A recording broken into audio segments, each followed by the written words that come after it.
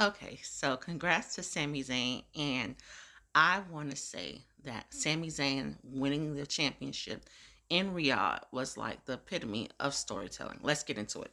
So, first we have Sami Zayn.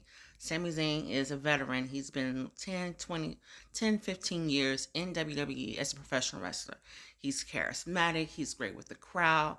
He is a face. He's always been a face. Lately, he's been a whiny face, but he's always been a face. He's been with the Bloodline, sort of heelish, but still a face. He's been with KO, and then, I've mentioned that before on this channel, how I love Sammy and KO announcing themselves in Saudi as the tag team champions. That was awesome. He talking in Arabic. Chef Kiss.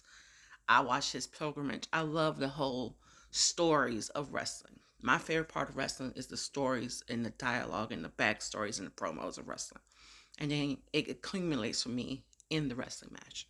So, going back to Sami Zayn.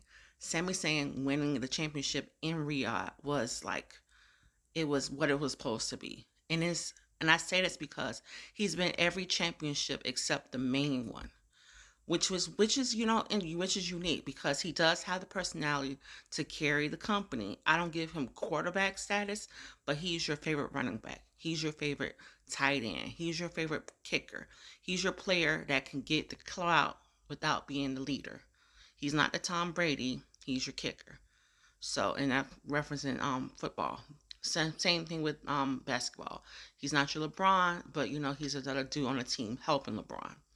So for him to winning and also winning in the triple threat, let's talk about that triple threat match. First, we have the WWE face of the company, Mr. Cody Rhodes himself. We follow his journey with Roman in WrestleMania 40, 41. His documentary, his story, how he went from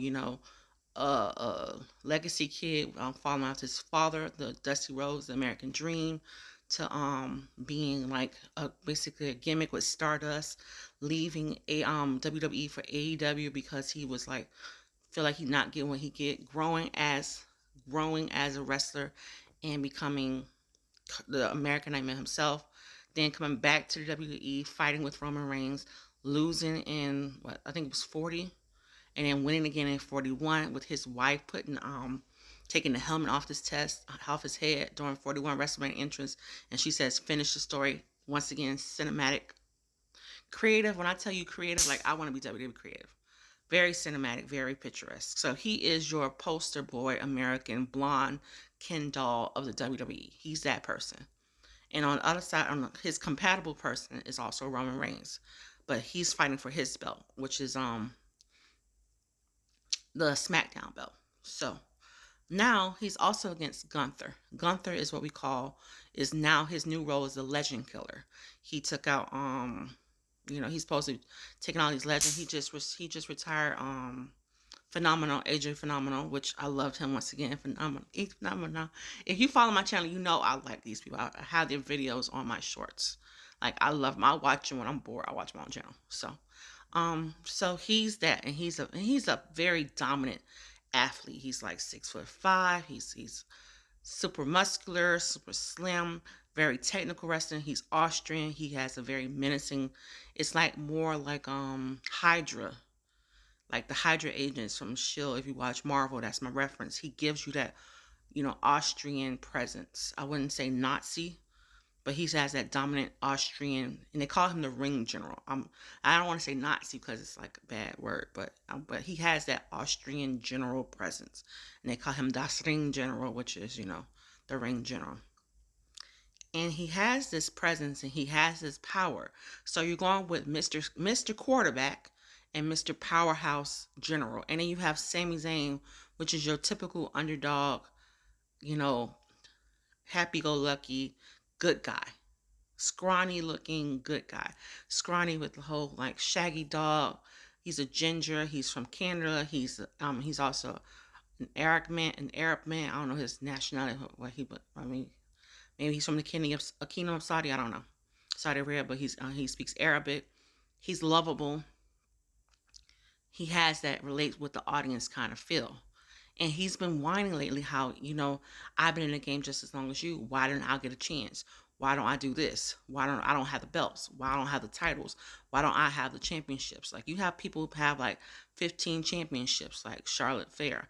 You have Roman Reigns, who's been champion for like 3 years. The Usos, who've been tag team champions for a year. He doesn't have those accolades, but he has the crowd. So he's been whining, whining, whining. And then Cody Rhodes is like, hey, you're my homie, but you're getting on my nerves. If you want something, you got to work on it and do it. So Gunther and Cody had a thingy about the Clash in Italy where Sami was the guest judge. And basically, he kind of helped his friend out, Cody, and Cody retained his championship. And Cody was like, I didn't need your help. I wanted to be honest. And he was like, I helped you. He was like, well, you need to help yourself. And he was like, I bet I'm going to help myself and get into this triple threat match. And that's what we just had a triple match in Riyadh. And that's where he won. So for him to not only be this person, this charismatic dude who has all this, quality and never got this far, and to finally get that in Saudi Arabia, in Riyadh, was chef kiss. Congrats, Sami Zayn, on your championship title.